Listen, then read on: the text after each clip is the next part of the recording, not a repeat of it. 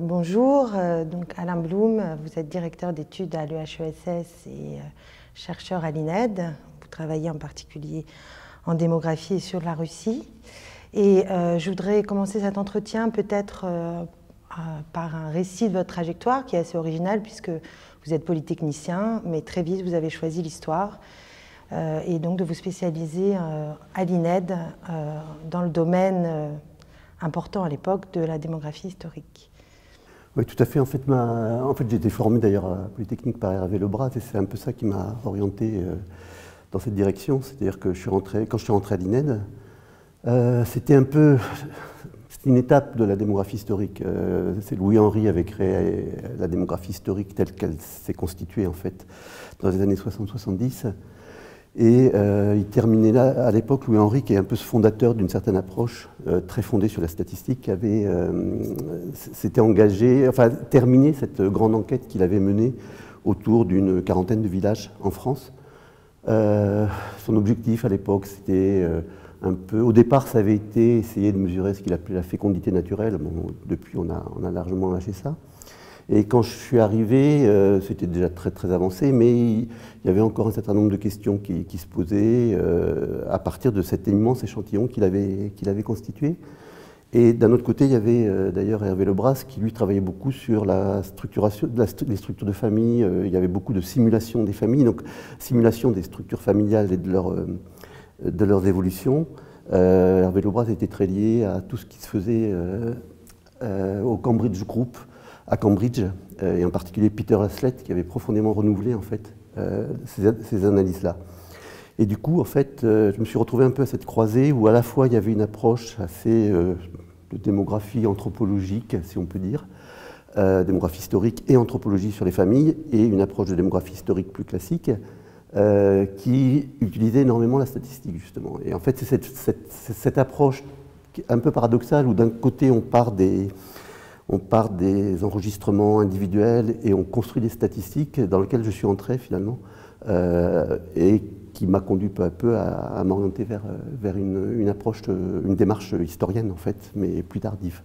Et alors, est-ce que vous pourriez nous décrire justement ces grandes enquêtes qui étaient menées à l'époque où l'histoire quantitative, c'était un peu la fin, mais avait été si importante et où il y avait ce rapport très objectiviste à l'histoire était encore peu remis en cause. Ouais.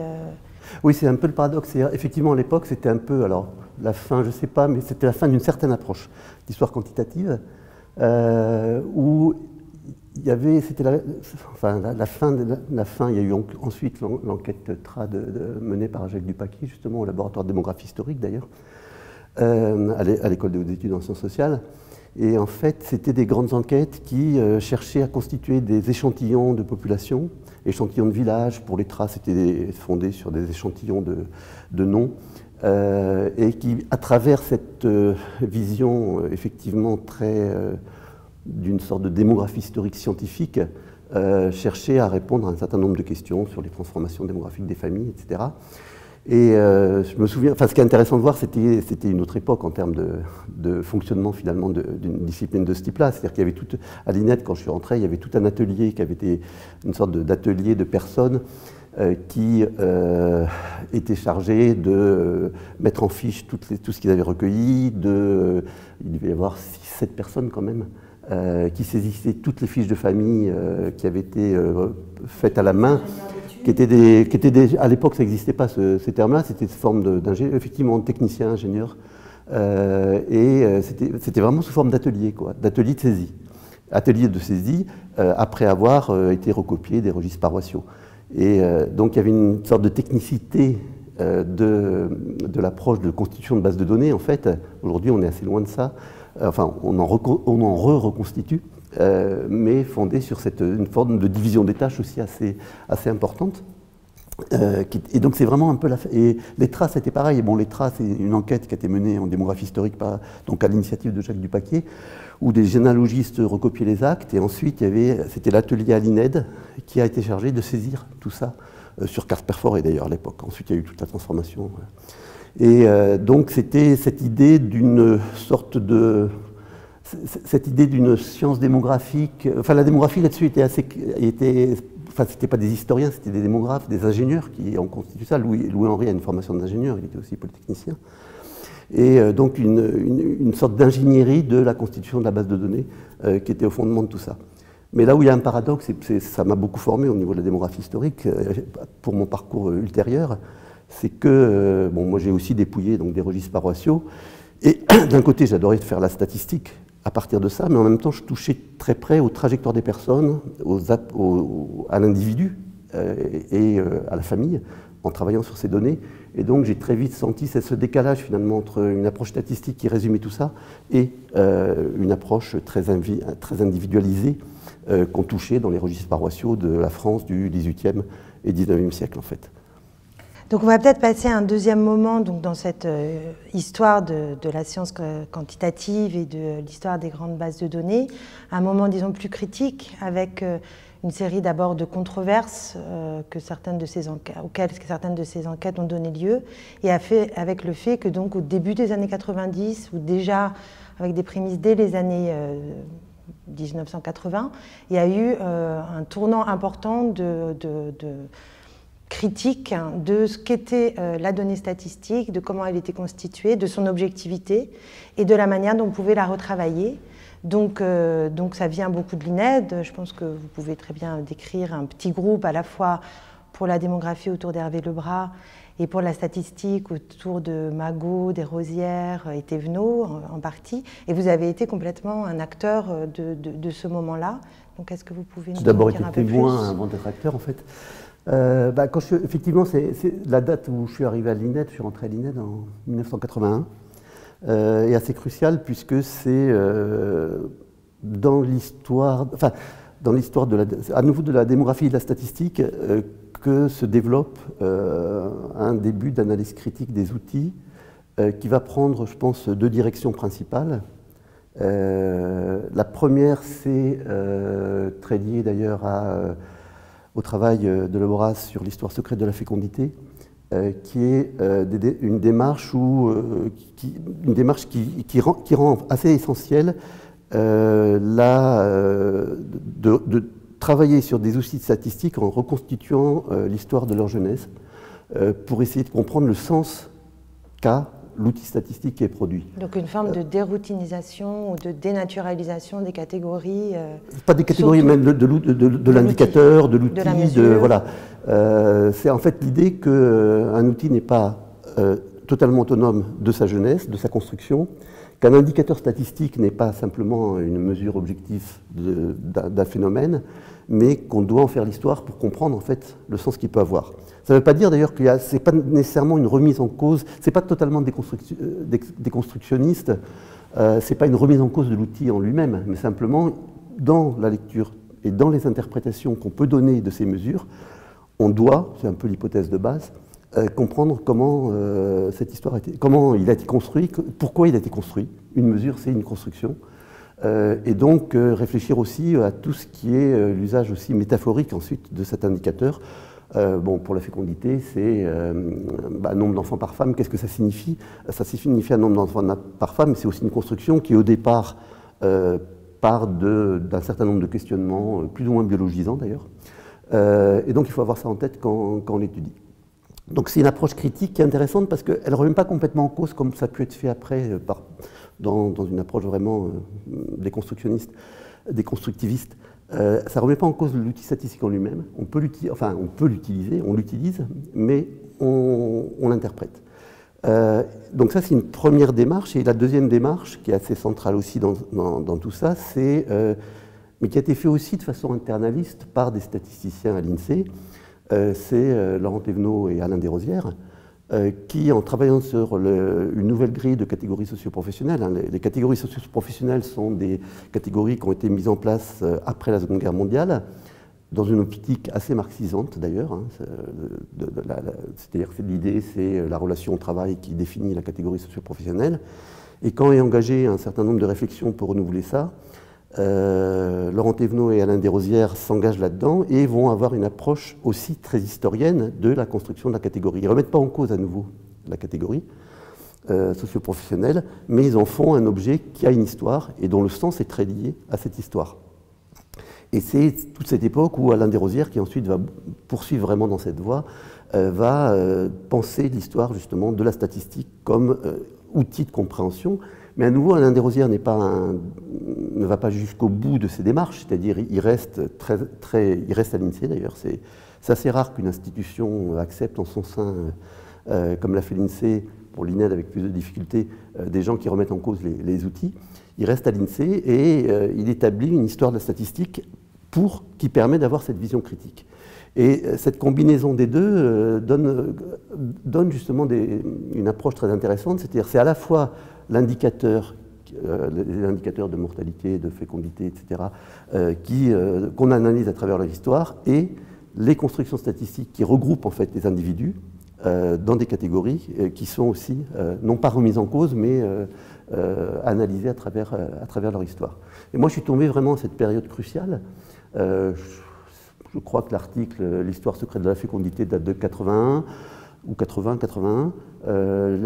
Les travaux de Desrosières et Thévenot datent aussi de ces années-là. D'ailleurs, Laurent Thévenot a aussi été mon enseignant à l'ENSAE. Et du coup, travaillant en démographie historique aussi, où il y avait toutes ces sources individuelles, ça me permettait aussi de m'engager à la fois dans des constructions d'indicateurs. Je me suis amusé, parce que pour moi c'était une sorte d'amusant de construire des indicateurs statistiques, mais en ayant cette perception qu'il y avait quelque chose qui devait me conduire à mieux comprendre comment étaient constitués tous ces indicateurs. Donc il y a à la fois ce travail d'historicisation et de politisation des indicateurs, et vous avez aussi continué un travail qui s'intéressait à trouver de nouveaux outils d'analyse qui, à partir des sources, et je pense en particulier à des enquêtes que vous avez menées sur la mobilité avec Maurizio Gribaudi, qui cherchaient à utiliser des sources plutôt individuelles, des analyses par réseau, pour faire émerger d'autres formes, en particulier de mobilité sociale, qui avaient eu tendance à être éliminées d'un récit plus en classe sociale, plus classique, plus marxisant. Et donc donc il y a eu quand même un travail disons qu'on ressent dans l'ensemble de votre parcours cette recherche à la fois de méthode opératoire fondée sur la statistique, d'une part, et d'autre part, ce goût des archives et cette volonté de les constituer pour permettre à la fois de constituer des séries, voire de constituer des récits assez critiques d'une histoire plus traditionnelle. Donc est-ce que ce moment de travail sur la mobilité sociale vous paraît un moment important pour cette... Bon, je ne me souviens pas vraiment comment il est venu. C'est effectivement venu à nouveau d'une rencontre. Je crois que là, dans la recherche, c'est assez essentiel des croisements avec des collègues, un peu par hasard toujours. Je me suis mis effectivement, ayant cette formation statisticien, mathématicien, et rencontré Maurizio Gribaudi, qui avait terminé ce très bel ouvrage sur les ouvriers de Turin et qui avait beaucoup travaillé sur les trajectoires. Moi-même, j'avais déjà travaillé à l'ENSAE sur les trajectoires et sur la relation mobilité professionnelle et mobilité géographique, mais de façon là, hyper objectiviste, avec des modèles statistiques linéaires, etc. Et du coup, on s'est rencontrés à travers ça et ce désir à partir, au départ, c'était lié à l'enquête TRA d'ailleurs, du papier justement, de démographie historique, à partir de l'enquête TRA, d'essayer de réfléchir sur les conséquences des regroupements catégoriels et comment on pouvait travailler la mobilité, non pas en remettant en cause tout ça, mais en voyant les conséquences que... On partait de données individuelles à travers, et en utilisant des graphes et des réseaux, mais aussi en les confrontant à une analyse plus classique. On travaillait avec des catégories socio-professionnelles du 19e siècle, enfin des catégories professionnelles plus d'ailleurs, du 19e siècle, comment on pouvait écrire des histoires différentes de la mobilité. L'idée, l'idée à laquelle on est arrivé et qui a un peu guidé quand même ce travail, c'était que la mobilité se passait justement aux marges des catégories et que quand on utilisait les grandes catégories, on masquait ce qui était vraiment important, parce que c'était toutes les professions qui étaient un peu aux marges. Donc on s'est lancé dans un travail d'analyse de graphes et de réseaux, qui à l'époque n'était pas aussi à la mode qu'aujourd'hui. À l'époque, je crois que l'analyse de réseau était... Bien sûr, l'analyse des graphes était présente, mais elle était surtout menée par des statisticiens, des mathématiciens, et elle était très très peu appliquée en histoire. Et c'est vrai que c'était cette convergence le fait que moi-même, j'avais toujours été intéressé par les trajectoires, le fait que Gribaudi, lui, mais qui est un produit de la, enfin un produit, je ne sais pas si on peut dire ça, de la microstoria italienne, ce croisement nous a conduit justement à tenter d'associer cette recherche d'outils méthodologiques, statistiques nouveaux, mais en ayant une démarche critique sur les outils qui existaient déjà. Donc on s'est lancé dans cette analyse qui nous a conduit justement à proposer finalement une approche à travers les graphes et les réseaux, qui ensuite a été beaucoup poursuivie, mois par mois, plutôt d'ailleurs par Maurizio Gribaudi. Mais là, je pense qu'il y avait une convergence assez surprenante finalement entre des démarches microstoria et des démarches très, très différentes finalement. Quand j'ai commencé à travailler avec Gribaudi, je crois que je ne connaissais rien, là, pour être très honnête, à la microstoria italienne. Donc on va passer peut-être à un autre aspect de votre parcours, c'est donc le fait que vous parliez le russe et donc que vous avez d'abord mené des études sur la démographie en Russie, enfin c'était le début de la Russie, de la nouvelle fédération russe, et que vous avez construit, donc c'était autour de cette grande problématique de pourquoi la population russe baissait chaque année, et donc vous avez commencé tout un travail important sur l'histoire de la démographie en URSS, sur l'histoire démographique et l'histoire de l'appareil démographique en URSS, et qui vous a ouvert aussi un nouveau domaine d'études qui était en plein renouvellement, puisque c'était donc autour des années, à la fin des années 80, avec l'ouverture des archives. Enfin, au début, quand j'ai commencé à travailler sur l'Union soviétique, c'était l'Union soviétique, hein, il n'était pas question de Russie, c'était en 85. Donc c'était le premier secrétaire du parti à l'époque était Tchernenko, qui a un peu disparu de l'histoire. Il a laissé une trace inouïe. Il est resté un an, même pas, je crois, à la tête. Donc c'était juste avant, en fait, Gorbatchev. C'était une période très intéressante parce que c'était la période où Andropov était mort, mais Andropov avait donné une pointe d'espoir dans le milieu en particulier que j'ai côtoyé en 85, c'est-à-dire le milieu scientifique. Hein. À l'époque, les seuls interlocuteurs que j'avais, c'était les démographes. J'y suis allé dans le cadre en fait, d'échanges institutionnels entre l'INED et l'Académie des sciences. L'INED a toujours été, enfin l'INED en tant qu'institution non, mais disons les directeurs de l'INED, de Sauvy à Callot d'ailleurs, ont toujours été un peu fascinés par l'URSS parce que c'était un pays qui avait qui mettait en œuvre la planification et c'était la grande époque de la planification quand Sauvy était directeur de l'INED, et ensuite des politiques démographiques. La culture du chiffre et la culture de la politique démographique, qui donc l'idée que les politiques peuvent modifier les comportements sociaux. Bon, c'était une grande illusion, enfin en partie, mais bon, sauf que la planification, enfin oui, c'était en partie une illusion aussi. Mais du coup, c'est pas un hasard finalement que ces relations soient établies via l'INED. Et en revanche, moi j'y suis allé dans le cadre d'échanges, parce qu'il y avait effectivement, alors la population ne baissait pas, elle augmentait encore, mais par contre c'est la mortalité qui augmente. La mortalité augmentait, l'espérance de vie chutait à toute vitesse, la mortalité infantile augmentait. Et les soviétiques avaient cessé de publier des statistiques en fait à partir de 1975.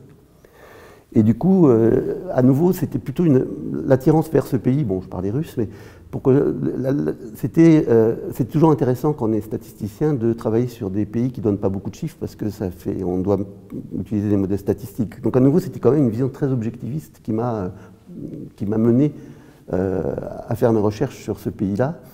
Donc c'était chercher quelques données et reconstituer en fait des séries dont on ne disposait pas.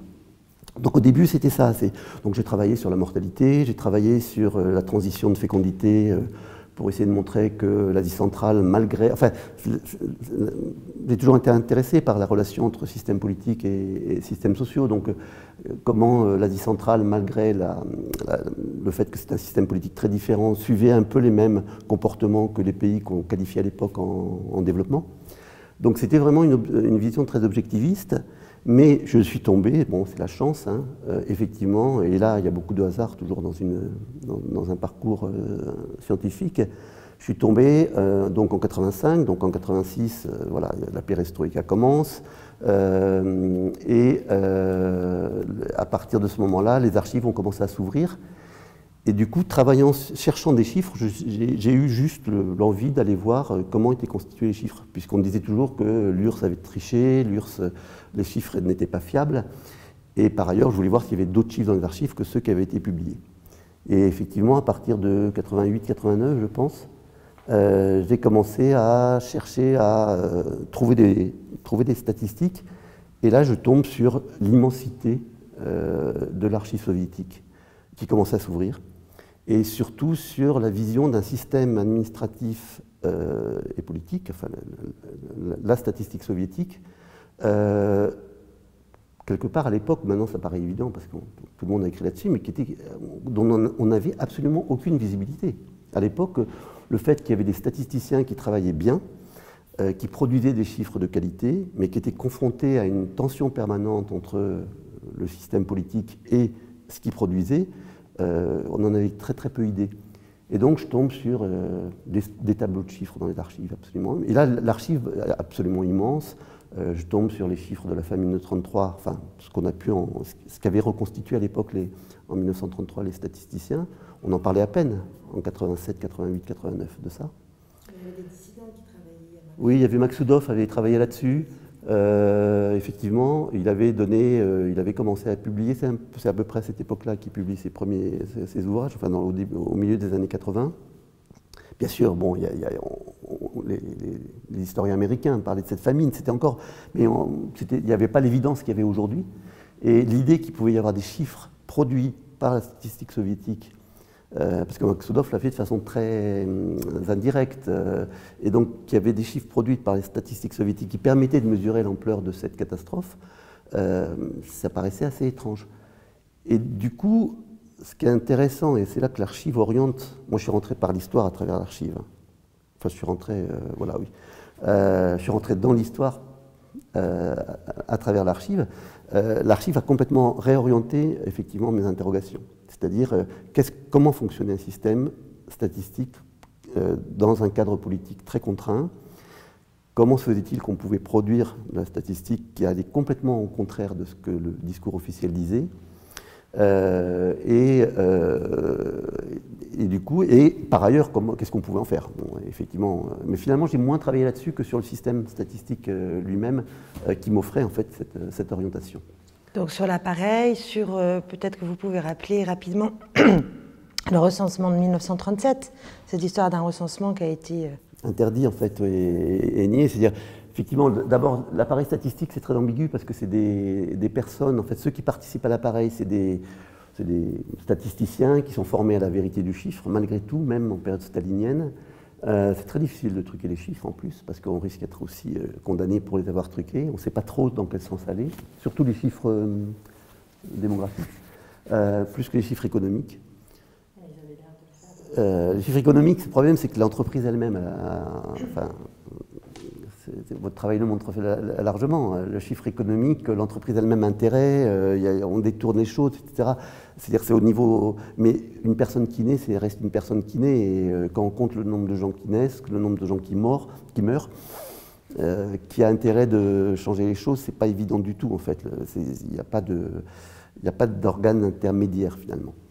Et du coup, effectivement, à partir de ce moment-là, toute cette construction permet de comprendre finalement des personnes qui sont formées à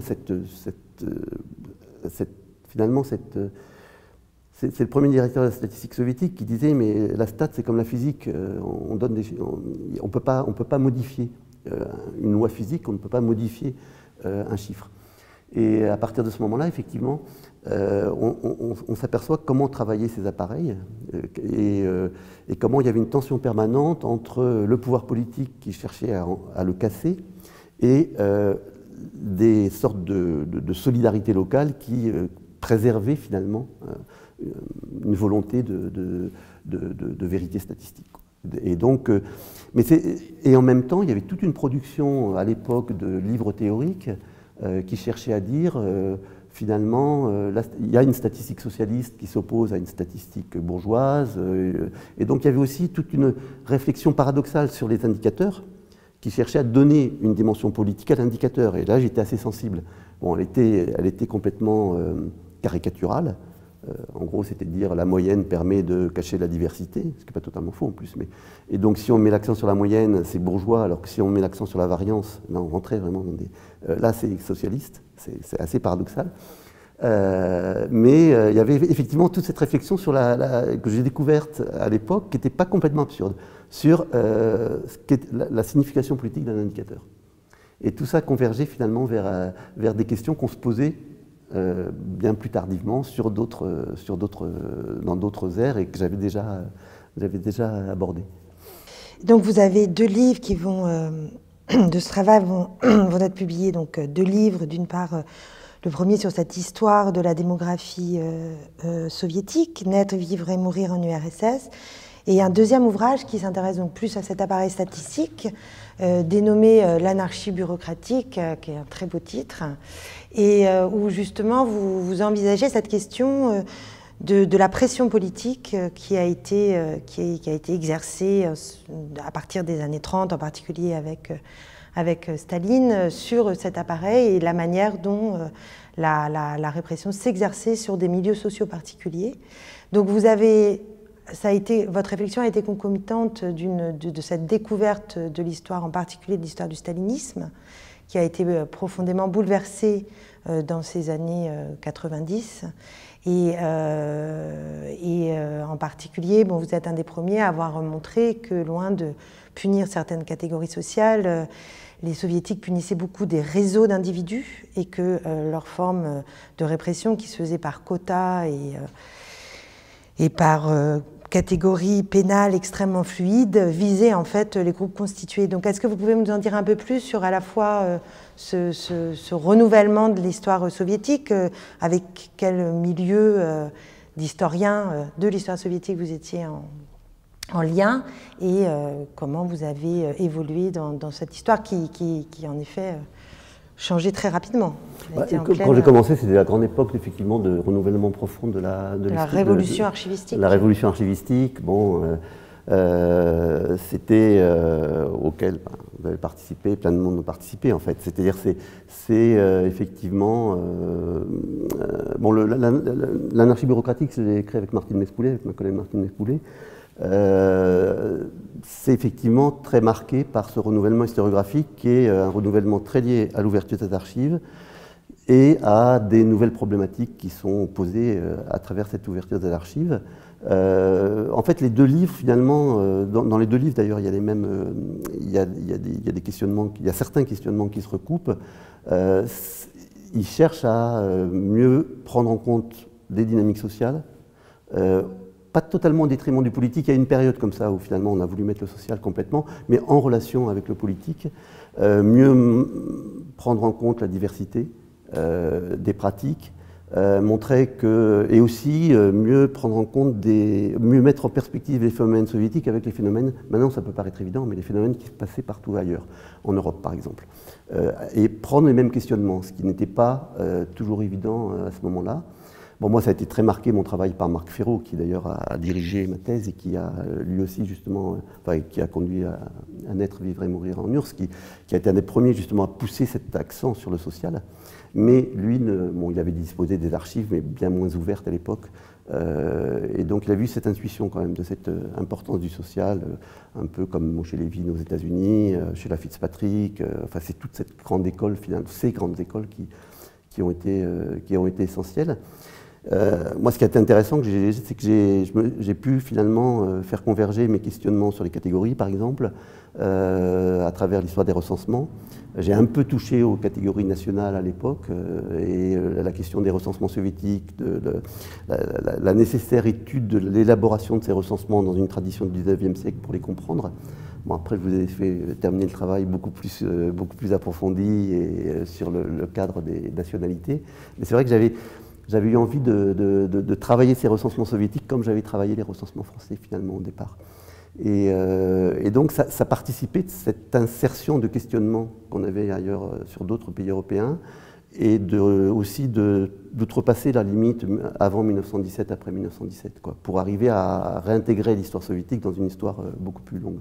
Donc effectivement, alors à partir de ce moment-là, effectivement, je suis tombé, malgré tout, sur le stalinisme, et c'était la grande période de renouvellement de l'histoire du stalinisme. Maintenant, on en est beaucoup plus à l'histoire du dégel, dans le cadre de l'histoire soviétique. À l'époque, on découvrait les grandes répressions, enfin, on comprenait beaucoup mieux la nature de la Grande Terreur, des grandes répressions. On tombait sur des sources extrêmement riches, justement, sur les conflits, les procès, toutes les sources policières. À travers l'histoire du recensement de 1937, j'avais commencé à toucher à ça. Et du coup, je me suis de plus en plus intéressé à cette dimension beaucoup plus politique de l'histoire soviétique, en fait, et à travers, sans doute, effectivement, l'approche des répressions.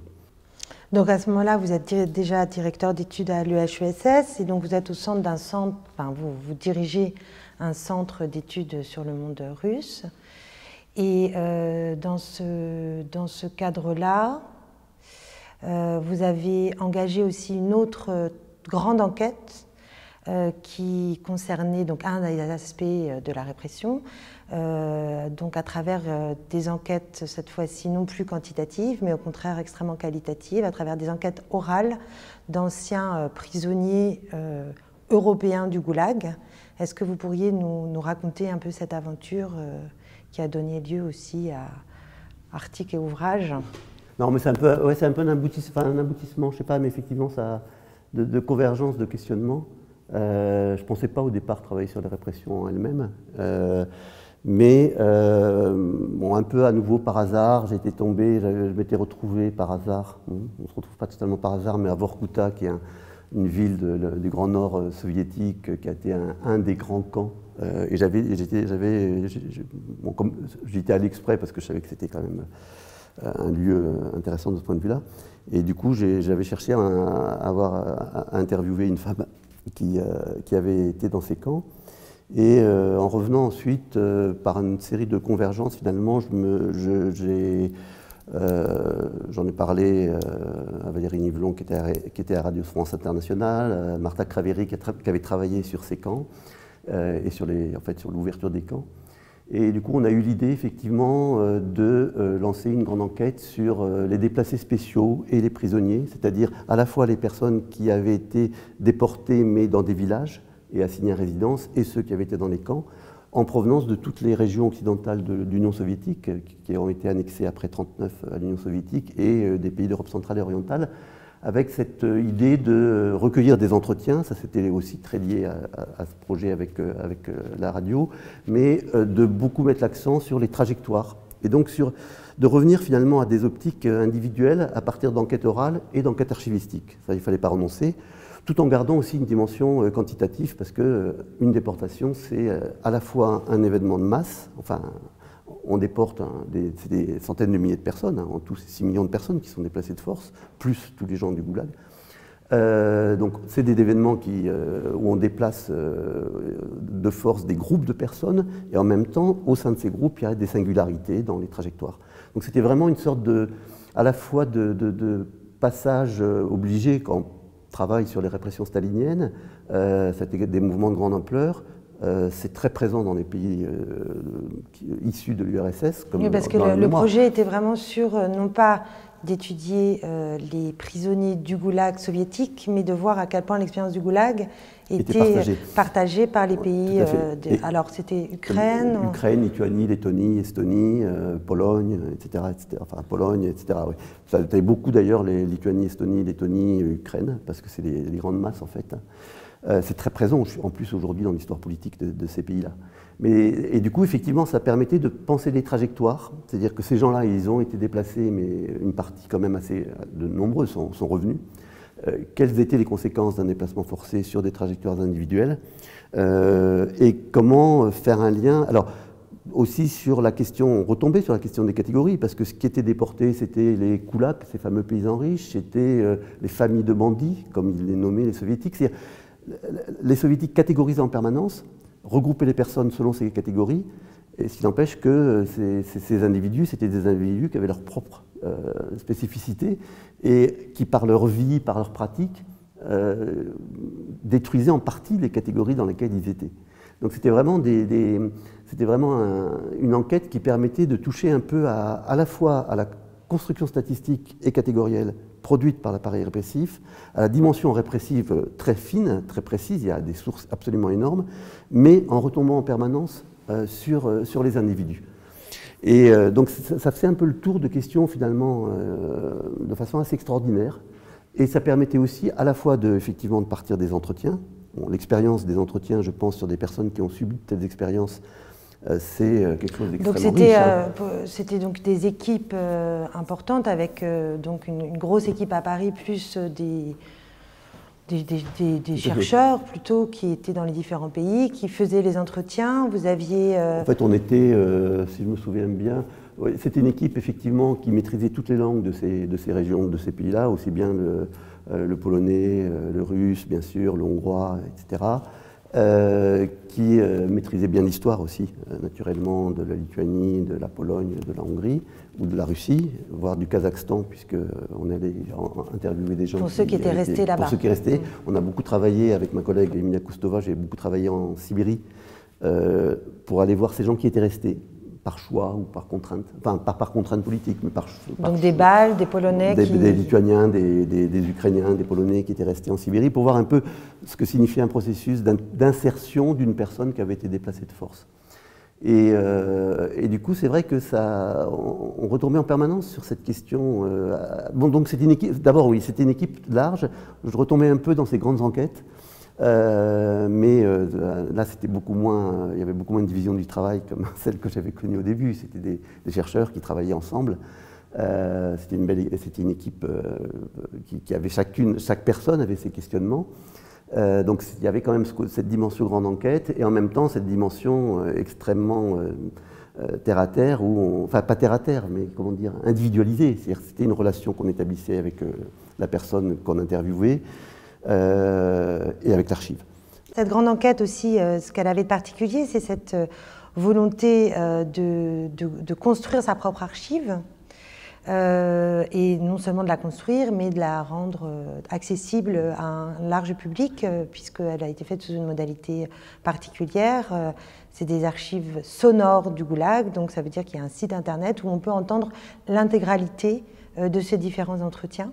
On va pouvoir entendre l'intégralité, pour l'instant c'est plutôt des sélections, parce que en fait ce qui est intéressant dans ce type de choses, effectivement c'est de constituer une archive, mais c'est aussi de la traiter, c'est-à-dire pas de la donnée brute.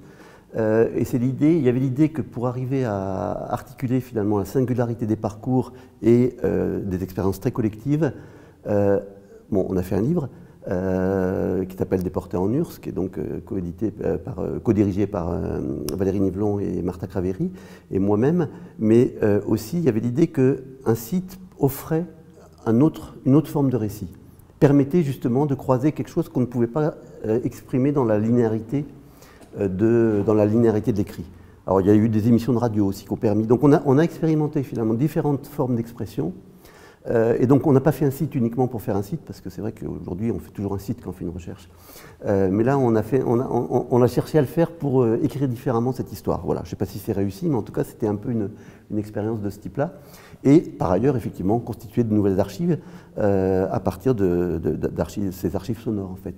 Et enfin, beaucoup travaillé sur les dossiers. On a beaucoup travaillé sur les dossiers de ces personnes déplacées, en particulier en Lituanie, où c'est très disponible, et ce qui m'a ouvert d'ailleurs à de nouvelles problématiques autour des archives de police, des parcours individuels qui sont retracés dans ces archives et toutes les questions que vous connaissez très très bien, beaucoup mieux que moi, sur les procès et tout ce qui est enquête.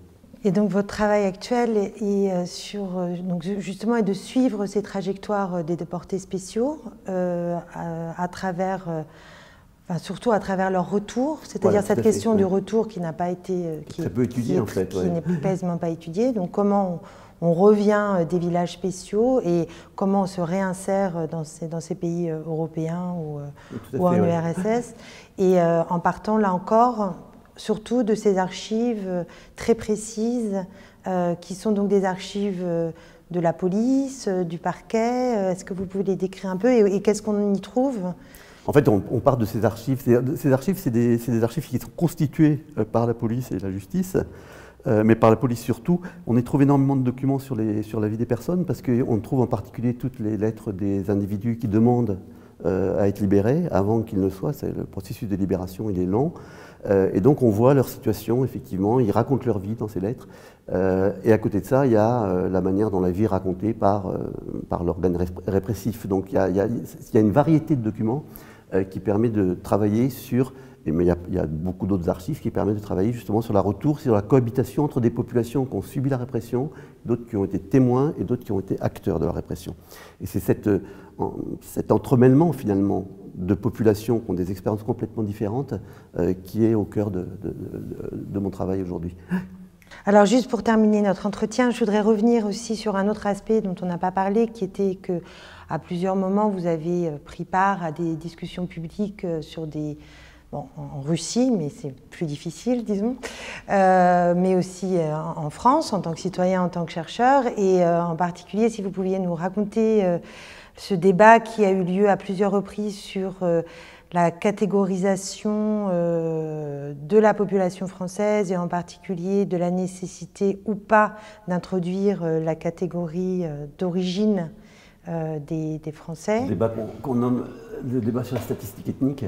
Le débat sur la statistique ethnique. Ouais. Donc j'ai beaucoup participé à ça, mais je crois que c'est, je dirais pas en tant que citoyen, je ne sais pas, c'est très lié à mon engagement scientifique en fait. Je pense qu'il y a eu beaucoup de malentendus d'ailleurs, mais bon, ça c'est autre chose. J'ai participé tôt puisque la première fois c'était à la sortie d'un ouvrage qui s'appelait Faire France de Michel Tribala, qui avait été produit suite à une enquête à l'INED et qui introduisait entre autres par exemple la notion de français de souche. À partir de ce moment-là, il y a eu une succession de débats qui ont été renouvelés il y a quelques années à nouveau, avec faut-il, en gros la question c'est faut-il des statistiques ethniques? C'était posé comme ça, hein. Bon, maintenant ça a un peu changé, mais au départ en fait c'était pour mesurer l'immigration. Ensuite, il y a eu, ça a été pris en charge par des gens qui défendaient l'idée que pour lutter contre les discriminations, il fallait des statistiques ethniques. Moi, je me suis engagé avec plusieurs collègues, Hervé Lebras à nouveau, France Guérin-Passe et d'autres, très contre en fait l'idée de statistiques ethniques. Ça venait d'une part de mon expérience d'études des catégories, et à nouveau du construit, et de statisticiens, avec cette idée que il y avait... Enfin, l'idée qu'on défendait, c'est que l'appartenance ethnique, c'est quelque chose de fluide, que la catégorie, elle fige en fait l'individu dans ses formes d'appartenance, et que si on veut étudier les discriminations, si on veut étudier l'immigration, on ne peut pas figer les individus dans ces catégories. Il faut travailler sur les trajectoires, on peut faire des enquêtes qualitatives, on peut faire des enquêtes même quantitatives, mais qui utilisent des indicateurs beaucoup plus souples que ces catégories, et que introduire dans la statistique, en particulier les statistiques nationales, ces catégories ethniques, c'est considérer que les individus sont coincés dans leur groupe ethnique. Or, il y a une fluidité, on peut pas... Et d'autre part, il y avait aussi l'idée que, en pratique, c'est des catégories quasiment impossibles à mettre en œuvre, parce que on n'est pas attaché... Enfin, sinon, on tombe dans des catégories totalement caricaturales, blanc, noir, etc. Or, il y a toute une... je veux dire, c'est évident qu'on n'est pas blanc, on n'est pas noir, on est... enfin, je sais pas, on a certaines origines, on a certaines apparences, mais ça ne se résume pas à des catégories simplifiées. Et donc, on a toujours milité sur l'idée que de belles enquêtes qui travaillent sur la discrimination, elles doivent prendre en compte les trajectoires complètes, elles doivent prendre en compte la perception peut-être de ce qu'on est, la perception par les autres, mais c'est surtout pas à la statistique de produire ces choses-là. Et du coup, les polémiques ont été assez violentes, parce que les premières polémiques suite à l'ouvrage Faire France, je dois dire, elles étaient plutôt engagées par des gens qui disaient on perd les immigrants, on perd les descendants d'immigrants, or il faut les connaître. Donc c'est ça qui nous... en gros, c'était souvent des personnes qui avaient peur quelque part d'immigration. Dans la deuxième phase, c'était plutôt des personnes qui disaient « Ah, ils sont discriminés, il faut les mettre en évidence ».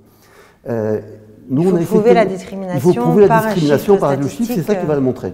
Nous, on a toujours tenu un peu un discours qui a en partie évolué, mais qui a quand même été toujours stable. C'est impossible, et c'est pas ça qui permet... La statistique n'a jamais permis de lutter contre les discriminations. Il faut des enquêtes qui les mettent en évidence, mais ce n'est pas à travers cette statistique. Et on en est où actuellement? C'est-à-dire que l'INED mène quand même certaines enquêtes. Il y a une enquête là, qui vient de sortir, effectivement, qui fait... Mais alors, c'est un peu différent. Bon, avec mes collègues, on considère que cette enquête n'a pas pris en compte les trajectoires suffisamment. C'est quand même figé. Mais bon, c'est une enquête qui ne fait pas de la statistique ethnique. C'est une enquête qui travaille sur les discriminations. Justement, c'est moins figé que ce qu'on peut craindre, en fait, s'il y avait des statistiques ethniques.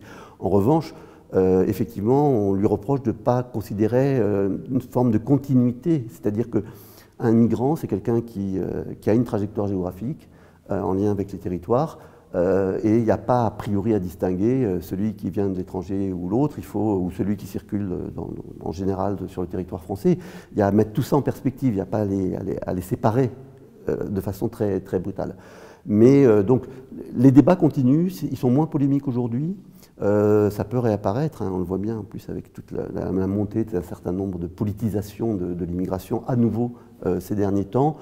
Je n'ai pas le sentiment pour l'instant que la question de la statistique elle-même soit vraiment au cœur de ces problèmes, hein, de ces questions. Ça n'est pas à temps réapparu.